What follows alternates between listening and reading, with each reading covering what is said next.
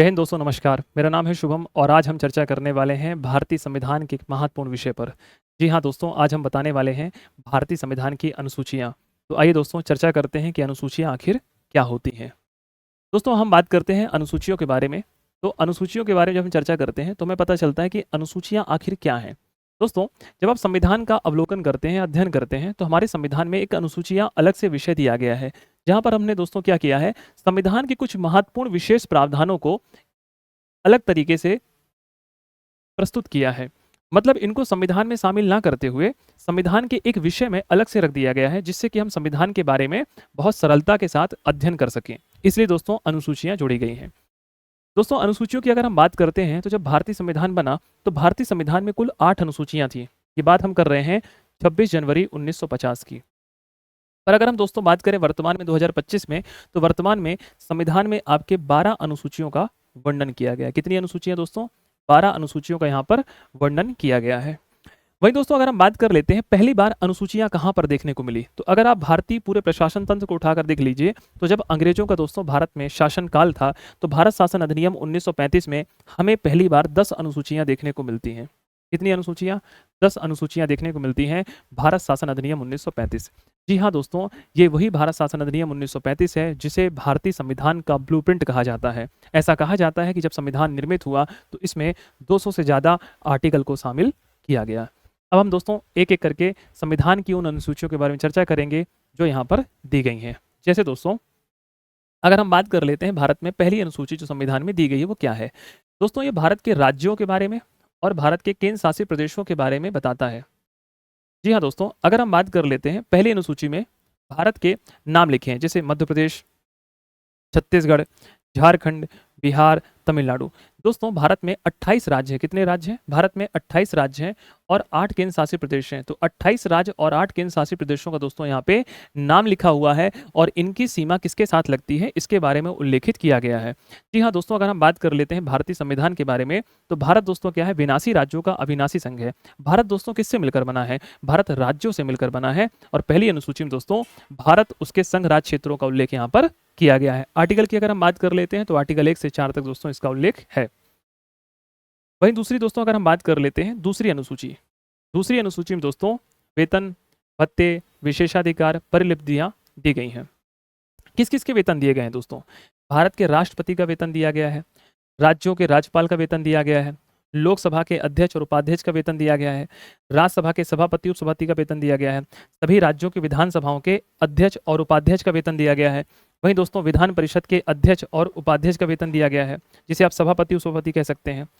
Supreme court के न्यायाधीश का वेतन है, हाई कोर्ट के न्यायाधीश का वेतन है और भारत के नियंत्रक एवं महालेखा परीक्षक का दोस्तों यहाँ पर वेतन दिया गया है। तो दूसरी अनुसूची में दोस्तों वेतन भत्ते का उल्लेख किया गया है। इस बात को ध्यान रखिएगा दोस्तों कि यहाँ पर कहीं भी प्रधानमंत्री के वेतन का उल्लेख नहीं है। किसका नहीं है? प्रधानमंत्री के वेतन का उल्लेख नहीं है। प्रधानमंत्री के वेतन का उल्लेख नहीं किया गया। प्रधानमंत्री के वेतन का उल्लेख यहाँ पर कहीं भी नहीं किया गया है। ठीक है, अब हम दोस्तों बात कर लेते हैं तीसरी अनुसूची के बारे में कि तीसरी अनुसूची आखिर क्या कहती है। तीसरी अनुसूची में दोस्तों आपके दिया गया है शपथ और प्रतिज्ञान। दोस्तों किसकी शपथ है? केंद्रीय मंत्री की, संसद के सदस्यों की, सर्वोच्च न्यायालय के न्यायाधीश की, भारत के नियंत्रक एवं महालेखा परीक्षक की, राज्यों के मंत्री की, राज्य विधानमंडल के चुनाव के उम्मीदवार की, राज्य विधानमंडल के सदस्यों की और उच्च न्यायालय के न्यायाधीश की। यहाँ पर दोस्तों इन लोगों की शपथ का प्रावधान किया गया है। ये तो बहुत आसान है, आपसे बन जाएगा। कहाँ आप गलत कर सकते हैं इस बात को ध्यान रखिए। दोस्तों संविधान में 3 लोगों की शपथ का उल्लेख नहीं है। इनके लिए मतलब अलग से आर्टिकल बनाए गए हैं, उनका उल्लेख तीसरी अनुसूची में नहीं है, जैसे कि राष्ट्रपति महोदय। ठीक है, फिर वहीं बात कर लेते हैं दोस्तों उपराष्ट्रपति महोदय की, और फिर हम बात कर लेते हैं राज्यपाल। दोस्तों इन 3 पदाधिकारियों का जो शपथ का प्रावधान है, ये शपथ का प्रावधान तीसरी अनुसूची में नहीं दिया गया। किस किस का नहीं दिया गया? राष्ट्रपति का नहीं दिया गया, उपराष्ट्रपति का नहीं दिया गया और राज्यपाल का नहीं दिया गया। हम अधिकांश पढ़ते समय ऐसी गलतियां कर देते हैं जब पेपर देने जाते हैं और जल्दबाजी में टिक करके आ जाते हैं। क्यों नहीं दिया गया है सर? कुछ तो रीज़न होगा। इनके लिए विशेष रूप से हमने अलग तरीके से दोस्तों क्या बना के रखे हैं? आर्टिकल बना के रखे हैं। जैसे राष्ट्रपति का जो शपथ है दोस्तों वो आर्टिकल 60 में दिया गया है। उपराष्ट्रपति का जो शपथ है वो 69 में दिया गया है और राज्यपाल का जो शपथ है वो 159 में दिया गया है। ध्यान रखिए। तो शपथ दोस्तों ये 3 अलग से आर्टिकल बनाए गए हैं, इसलिए तीसरी अनुसूची में इनके शपथ का प्रावधान नहीं है। तीसरी अनुसूची में इनके शपथ का प्रावधान नहीं है। क्लियर है? अब हम बात कर लेते हैं दोस्तों चौथी अनुसूची के बारे में। चौथी अनुसूची में दोस्तों क्या दिया गया है? चौथी अनुसूची में दोस्तों राज्यसभा की सीटों के बारे में बतलाया गया है। जी हाँ दोस्तों, सभी राज्यों में राज्यसभा की सीटें कितनी हैं, ये चौथी अनुसूची में दोस्तों आपके दिया गया है। आप मुझे दोस्तों बताएंगे कि मध्य प्रदेश के जो पड़ोसी क्षेत्र हैं वहाँ पर कितनी सीटें हैं राज्यसभा की। ये आपका होमवर्क है, आप करके आएंगे। फिर हम बात कर लेते हैं दोस्तों पाँचवीं अनुसूची। पाँचवीं अनुसूची की अगर हम दोस्तों बात कर लेते हैं तो इसमें अनुसूचित क्षेत्रों और अनुसूचित जनजातियों के प्रशासन एवं नियंत्रण के बारे में प्रावधान किया गया है। आर्टिकल 244 में इसका उल्लेख है। छठवीं अनुसूची की अगर हम बात कर लेते हैं दोस्तों तो इसमें असम, मेघालय, त्रिपुरा और मिजोरम राज्य के जनजातीय क्षेत्रों के प्रशासन के बारे में बतलाया गया है। दोस्तों आप हमेशा कन्फ्यूजन होंगे मणिपुर को लेकर के, क्योंकि एग्जामिनर आपसे मणिपुर क्वेश्चन में डालेगा और आप गलत करके आ जाएंगे। मणिपुर का उल्लेख नहीं है।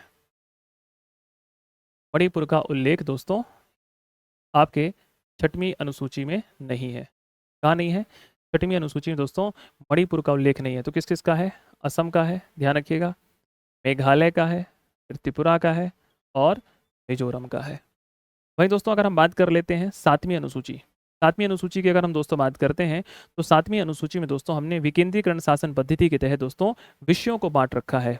जी हाँ दोस्तों, हमने विषयों को केंद्र और राज्यों में अलग अलग बांट रखा है। दोस्तों संघ सूची की अगर हम बात कर लेते हैं तो संघ सूची में कानून कौन बनाता है? संघ बनाता है। राज्य सूची में कानून कौन बनाता है? राज्य बनाता है। और संवर्ती सूची में कानून कौन बनाता है? केंद्र और राज्य दोनों बनाते हैं। जी हाँ दोस्तों, अगर संवर्ती सूची के मामले में केंद्र और राज्य दोनों ने कानून बना दिए तो किसके कानून को मान्यता प्रदान की जाएगी? केंद्र के कानून को मान्यता प्रदान की जाएगी। वही अगर दोस्तों बात कर लेते हैं संघ सूची, राज्य सूची और संवर्ती सूची के बारे में, तो ध्यान रखिएगा संघ सूची में दोस्तों वर्तमान की अगर हम बात करें तो कुल कितने विषय हैं? 100 विषय हैं। राज्य सूची की अगर हम बात कर लेते हैं तो राज्य सूची में दोस्तों आज हमारे 61 विषय हैं, है ना? कितने विषय हैं? 61 विषय हैं। कितने? 61 विषय यहाँ पर दोस्तों हमने शामिल किए हैं। और संवर्ती सूची की अगर हम बात कर लेते हैं तो संवर्ती सूची में हमारे 52 विषय हैं। पहले कितने विषय थे दोस्तों? यहाँ पर पहले थे 47 विषय, है ना? पहले राज्य सूची में कितने विषय थे दोस्तों? 66 विषय। 5 विषयों को दोस्तों हमने क्या कर दिया? हटा दिया। इस संविधान संशोधन के तहत 42वां संविधान संशोधन 1976 में श्रीमती इंदिरा गांधी ने राज्य सूची के 5 विषयों को हटा करके संवर्ती सूची में ऐड कर दिया। और संघ सूची में पहले कितने विषय थे? 97। तो पहले 97 थे, अब 100 हो गए। राज्य सूची में पहले विषय 66 थे, अब 61 हो गए। संवर्ती सूची में पहले विषय कितने थे? 47 थे, अब कितने हो गए? 52 हो गए। फिर हम बात कर लेते हैं 8वीं अनुसूची। जी हाँ दोस्तों, भारतीय संविधान की 8वीं अनुसूची में 22 भाषाओं का उल्लेख किया गया है। जी हाँ दोस्तों, जब भारतीय संविधान बना था तो संविधान में कुल 14 भाषाएं थी। आज कितनी भाषाएं यहाँ पर जोड़ दी गई हैं? 22 भाषाएं जोड़ दी गई हैं। कौन कौन सी भाषाएं हैं? जैसे असमिया है, बंगाली है, बोडो है, डोगरी है, गुजराती है, हिंदी है, कन्नड़ है, काश्मीरी है, कोंकणी है, मैथिली है, मलयालम है, मणिपुरी है, मराठी है, नेपाली है, ओरिया है, पंजाबी है, संस्कृत है, संथाली है, सिंधी है, तमिल है, तेलुगु है, उर्दू है। जी हाँ दोस्तों, ध्यान रखिएगा इसमें अंग्रेजी भाषा को शामिल नहीं किया गया है और आप यहाँ पे गलत कर देंगे।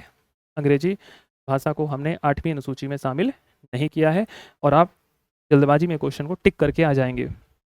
दोस्तों संविधान जब बना था तो 14 भाषाएं थी, वर्तमान में 22 भाषाएं हैं। फिर हम बात कर लेते हैं 9वीं अनुसूची। दोस्तों 9वीं अनुसूची को दोस्तों हमने प्रथम संविधान संशोधन के माध्यम से जोड़ा है 1951 में। इसके तहत दोस्तों हमने जमींदारी प्रथा को उन्मूलन करने के लिए इसको लाया गया था।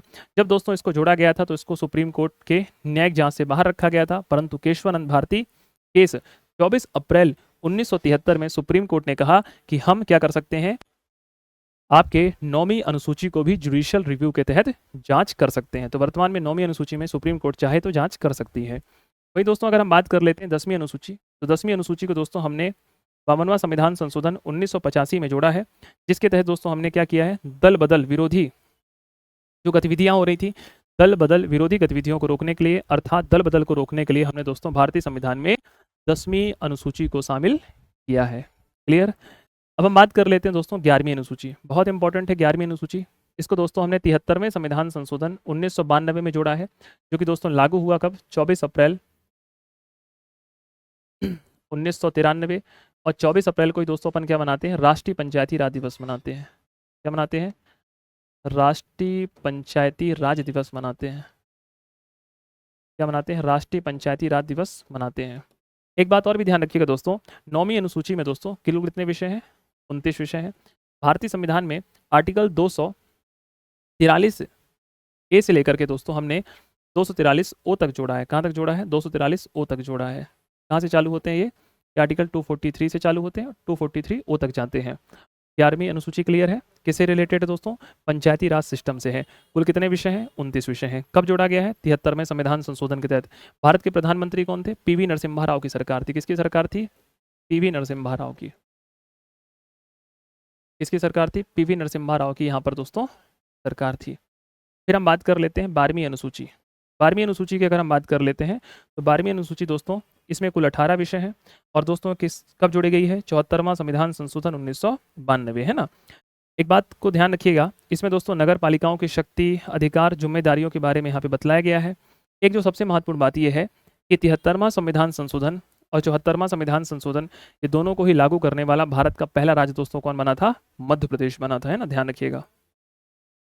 मध्य प्रदेश भारत का प्रथम राज्य बना था। क्या बना था, भारत का प्रथम राज्य बना था। तो दोस्तों इस प्रकार से हमने शॉर्ट में अनुसूचियों के बारे में चर्चा कर ली कि भारतीय संविधान में कुल कितनी अनुसूचियां हैं और क्या क्या हैं। ठीक है, तो पहली अनुसूची की दोस्तों भारत उसके संघ राज्य क्षेत्र। दूसरी अनुसूची में दोस्तों आपके वेतन के बारे में बताया गया है। तीसरी अनुसूची में शपथ के बारे में। चौथी अनुसूची में राज्यों की सीटों के बारे में। पांचवीं में जनजातीय प्रशासन के बारे में। छठवीं में असम, मेघालय, त्रिपुरा, मिजोरम के बारे में। सातवीं में संघ सूची, राज सूची, संवर्ती सूची के विषयों के बारे में। आठवीं में भाषाओं के बारे में।